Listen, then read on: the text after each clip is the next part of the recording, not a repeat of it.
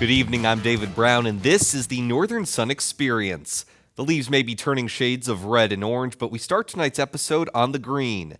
The NSIC Men's Golf Championship is a 72-hole competition, with the first 36 holes played in the fall and the final 36 played in the spring. And the autumn portion got started at the Jewel Golf Club in Lake City, Minnesota, just along the Mississippi River. Not exactly a blustery day, but it was a bit dreary outside. 10 NSIC teams brought their top 5 golfers for a total field of 50. The highlight, though, was Augustana's Parker Klitsky nailing a hole-in-one on the par 3 11th, but he still sits 3 shots back. Here's a look at the leaderboard after the first 36. 4 golfers tied for the number 1 spot, each at 2 over par with a total of 144. They are Upper Iowa's Curtis Cooksley, St. Cloud State's Troy Rynanen, Minnesota State's Kelton Schmitz, and Winona State's Jonathan Lindquist, who's the highest returning finisher as he came in 4th place last year. After the second round, Lindquist admitted he didn't expect to play this well early on. I was actually really surprised. The wind was really down, probably the least windy I've ever played a college tournament in, and they tucked a lot of tight pins, so it was a tough day. Greens were rolling really well though, but they set the course up tough. I was a little surprised, but it's what they do to us. Now, as far as team standings are concerned, the defending team champion in Minnesota State has the collective lead thus far at 15 over par with a 583. They're 6 shots ahead of Lindquist's Winona State Warriors, who are in second at plus 21. St. Cloud State, Upper Iowa, and Bemidji State round out the top 5. The spring portion of the NSIC Golf Championship will take place on April 9th and 10th, 2016 at the Paradise Point Golf Complex in Smithville, Missouri. Well, from the green to the gridiron, and easily the most surprising team in this early season is Southwest Minnesota State. After just 3 victories in all of 2014, the Mustangs have started this season 4-0, including a dominating 48-9 win over MSU Moorhead last Saturday. Now, SMSU faced another tough road test this Saturday as they visited Augustana, but they started with some trickery yet again. Devontae Stevens finds Nate Hewitt on the halfback option pass for the 37-yard touchdown. And just like last week's reverse option touchdown, this one gets the Mustangs on the board right away. It's now 10-6 SMSU, and Augie takes its first lead. Trey Hyde finds Charlie Hayes for the 10-yard score, and it's 13-10 Vikings. 20-10 now later in the second when the Mustangs air it out again. This time it's Blake Gimble, the regular QB, with a strike to Hewitt, 75 yards, and SMSU pulls within 3. Next Mustang possession, Ashanti Payne. He's not always there when you call, but he's always on time if you like early 2000s hip-hop references. SMSU takes a 23-20 lead. But just 2 minutes later, Hyde sneaks it in from the 1 to give the Vikings the lead at halftime of 27-23. And they would pitch a shutout in the second half while increasing their lead. Hyde going deep to Matt Heller, 44-yard touchdown, the first of his 2 on the afternoon, 34-23 Augustana. And then in the fourth, they run the clock out and then some with Justin Greenway, 54 yards to pay dirt. Augie tops SMSU by a count of 48-23.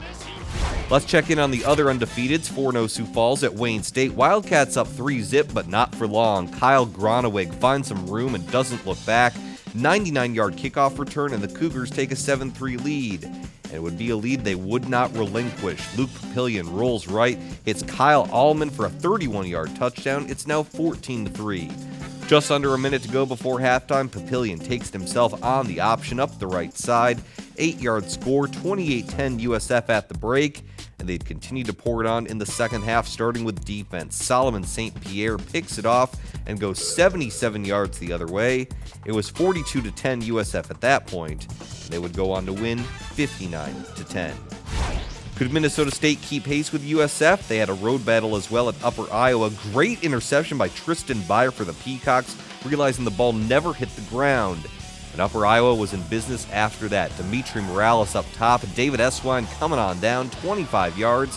Peacocks lead 7-0. Back come the Mavs. Connor Thomas somehow busts through the middle and bounces it outside. 55 yards all the way down to the 5-yard line. He'd punch it in a few plays later to tie things at 7.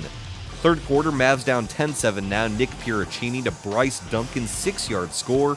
Minnesota State retakes the lead 14-10. And then later in the third, MSU's defense comes through. The pass is tipped and intercepted by Josh Gordon, who uses ballet training to spin out of this scrum and find some daylight. 53 yards on the pick six. Minnesota State has not allowed a single point in the second half this season, and the Mavs take this one from the Peacocks 38-10. When we come back on the Northern Sun Experience, more football highlights, including Minnesota Duluth hoping to go above 500 for the first time this season. The Northern Sun Experience on Midco Sports Network is presented by Sanford Orthopedics and Sports Medicine and Dakota Land Honda.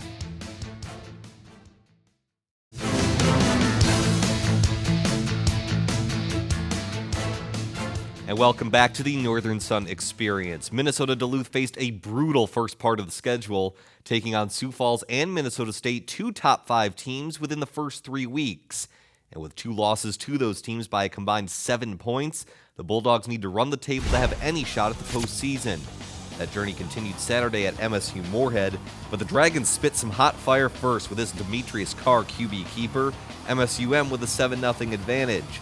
7-3 now, and UMD's Bo Bofferding takes the jet sweep, uses a great block to spring himself into open space, 61-yard run, and the Bulldogs take the lead at 10-7. Second quarter, Drew Bauer finds Bofferding, who escapes clean out of the backfield for this score, and now it's 18-7. Just before halftime, Bauer gets great protection in the pocket, and he'll eventually hit Nate Ricci for the 10-yard touchdown, 26-7 at that point, and the Bulldogs top the Dragons 47-14. Let's continue our Minnesota tour in Bemidji. Beavers hosting UMary for homecoming. Check out the ridiculous catch by Vince Dinkel going up by the pylon. Great grab for the score. Beavers up 12-0 at that point. Later in the first, Jordan Hine airs it out again, this time to Jordan Oskowiak for the 16-yard touchdown, 20-0 after 1. And Bemidji State's defense would take over after that. Gunnar Olszewski picks it off, and he's got momentum the other way, 54 yards to the house. And as is tradition on Bemidji State's homecoming, the football team takes a dip in the lake with a 39-7 win over UMary. Our tour of Minnesota now lands in St. Cloud. Huskies hosting Minnesota Crookston. Nate Meyer breaks through on the QB keeper, takes it 51 yards to the house. SCSU already up 28. And they would continue to pour it on from there. Great catch by Grant Thayer over the UMC defender. It's 35-0. But the running game would provide it all for St. Cloud State. 265 yards on the ground. Touchdowns for both feature backs Liddell White and Jaden Huff, as the Huskies top the Golden Eagles 62-14. To St. Paul we go. Concordia St. Paul hosting Winona State, and this was all Warriors through the air with Josh Mikas on the touchdown, and on the ground as well with Paul Preston. A well-balanced attack from start to finish, as Winona State tops Concordia St. Paul 51-7. And finally, congrats to Northern State as the Wolves topped Minot State 45-14 on Saturday. Both teams were 0-4 heading into the game, but it was NSU who eventually prevailed behind 2 touchdown passes from Kyle Levon and 3 more scores from 3 different backs, Nick Truen, Shaka Kelly, and Christian McElvain. Well, looking ahead to this upcoming Saturday in the NSIC, we've now reached the halfway point of the season, with some teams starting to separate themselves and others looking to simply get on track. We start at 1 with MSU Moorhead traveling west to Aberdeen to take on Northern State. And for the second straight week, one team will get its first win as 0-5 Minot State visits 0-5 UMary. Also at 1, Bemidji State is at Minnesota Crookston, and St. Cloud State visits Minnesota Duluth. Southwest Minnesota State takes on Wayne State, with both teams looking to rebound after blowout losses. And starting at 2, it's our big matchup of the weekend with 4-1 Augustana visiting 5-0 Minnesota State.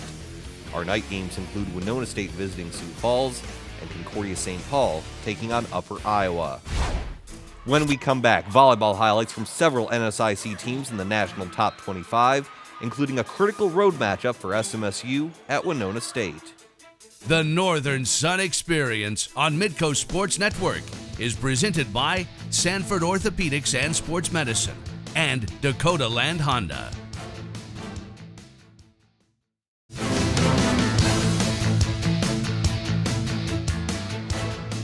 And welcome back to the Northern Sun Experience. Well, all season long, the NSIC has been the queen of the castle when it comes to volleyball conferences.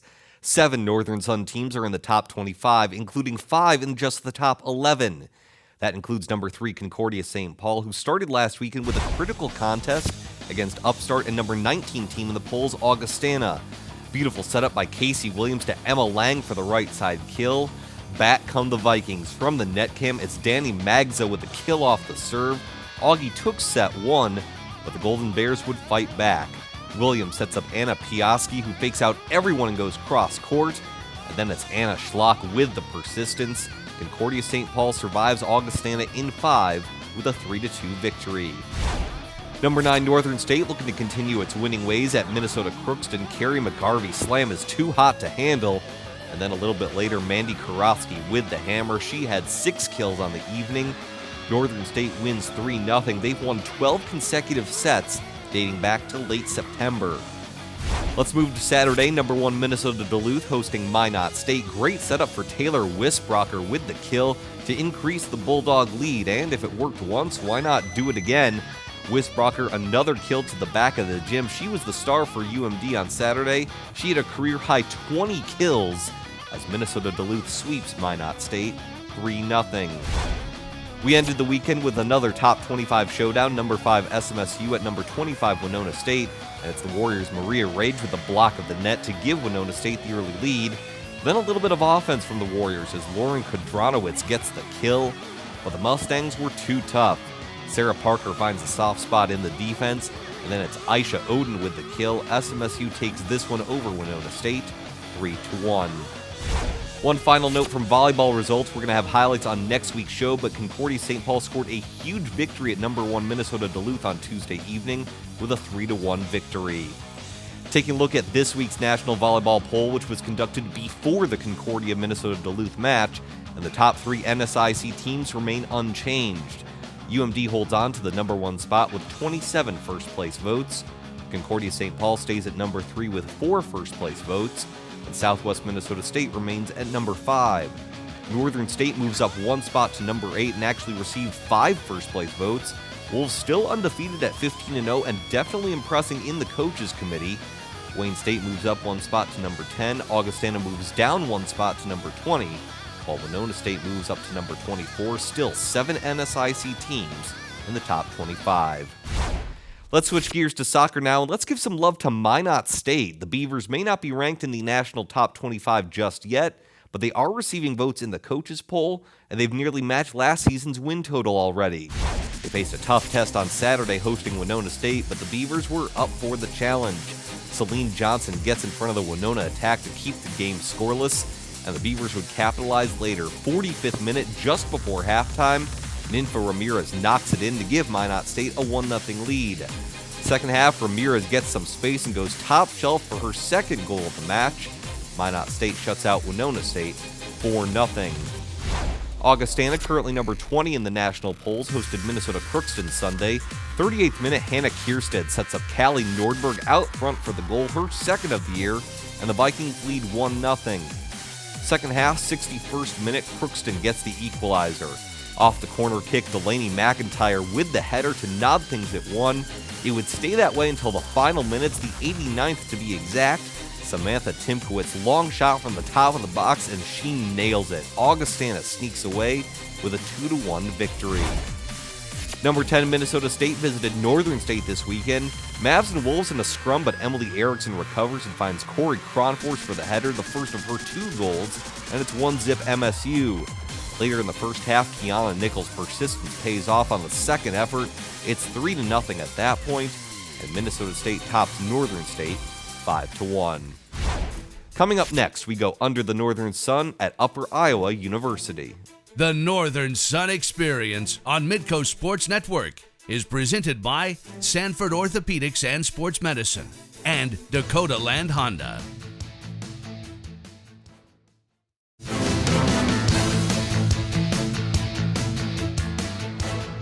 And welcome back to the Northern Sun Experience. It's time to shine the spotlight on one of our member schools with a feature we like to call Under the Northern Sun. Tonight, it's Upper Iowa University in Fayette, Iowa, where student athletes share how the school's environment impacted their college decision. Welcome to Fayette, Iowa, home of Upper Iowa University. Reese and I have both had great experiences here at Upper Iowa, but why don't we let some of the other athletes share their experiences with you?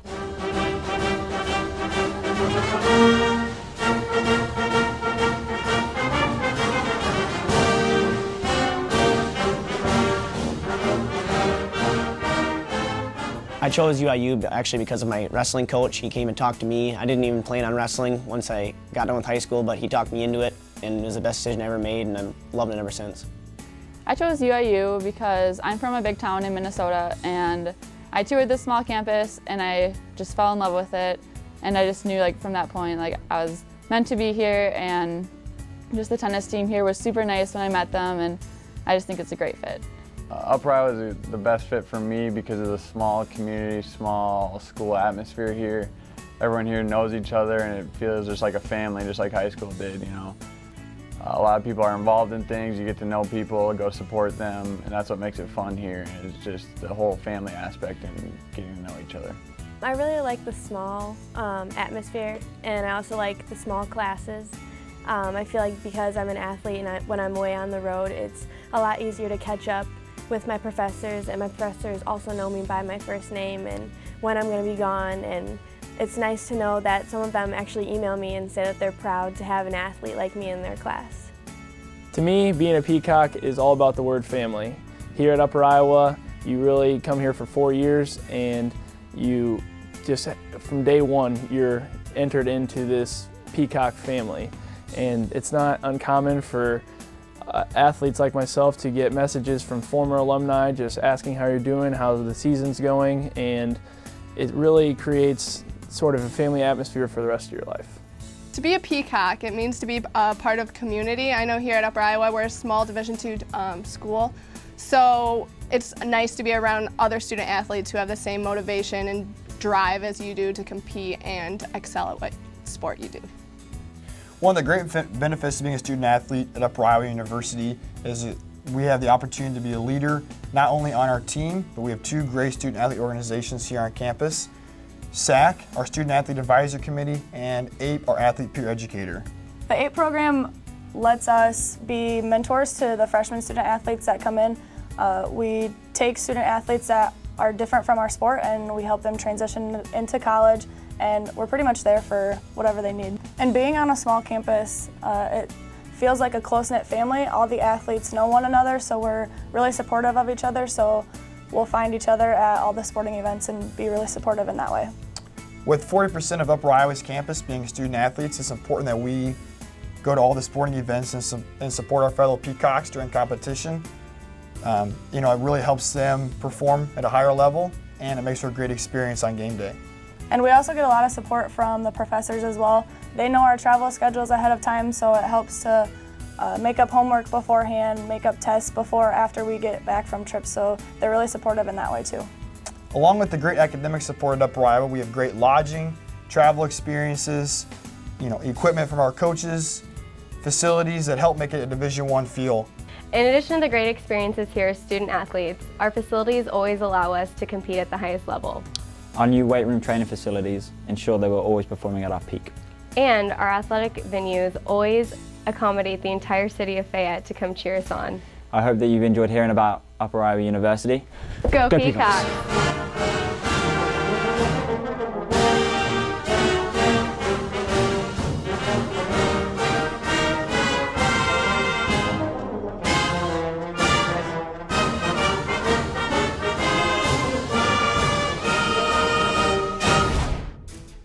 Coming up next, it's DB's Picks, my top 5 plays of the past week in the NSIC. The Northern Sun Experience on Midco Sports Network is presented by Sanford Orthopedics and Sports Medicine and Dakota Land Honda.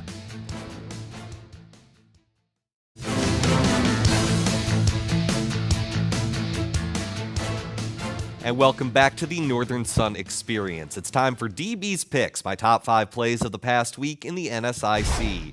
At number 5, we head to Minot, where Ninfa Ramirez goes top shelf better than most NHL players you see today. She finds the top left corner for the goal against Winona State. Here it is again. Ramirez gets some open space, does a great job sizing up the Warriors' goalie and firing.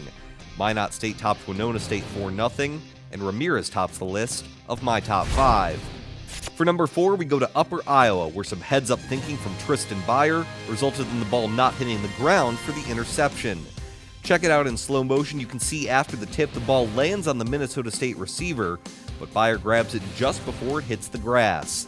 That set the Peacocks up for an early lead against the Mavs, and while they didn't hang on for the victory, Fire hangs on for play number 4. At number 3, it's another highlight reel catch from a Bemidji State receiver. Vince Dinkle somehow makes the leaping grab and gets 1 foot inside the pylon. We'll slow it down for you. Coverage by Mary was pretty great, but Dinkle adjusted well enough to secure the ball and secure the touchdown. Bemidji State's won 2 in a row, thanks to receivers making plays like play number 3. For number 2, Southwest Minnesota State breaks out the Mustang magic again. Devontae Stevens throws a halfback option touchdown pass to Nate Hewitt. Last week it was a reverse option touchdown pass to Hewitt. This week one fewer person got involved, but that doesn't make the play any less extraordinary. The Mustangs may have lost to the Vikings, but they secured a top 2 play for the second week in a row. But our number 1 play of the week comes from Minnesota State defensive end Josh Gordon. The senior tips an interception to himself, then does a little pirouette action to elude Upper Iowa and go for the touchdown. Who knew a big guy could be so nimble? The preseason Defensive Player of the Year certainly making his case for the regular season award. Thanks to the pick 6, Minnesota State is 5-0, and Josh Gordon's interception is number 1. Once again, a thank you to all of our NSIC member schools for their contributions to this week's show. We'll be back next week for yet another Northern Sun experience.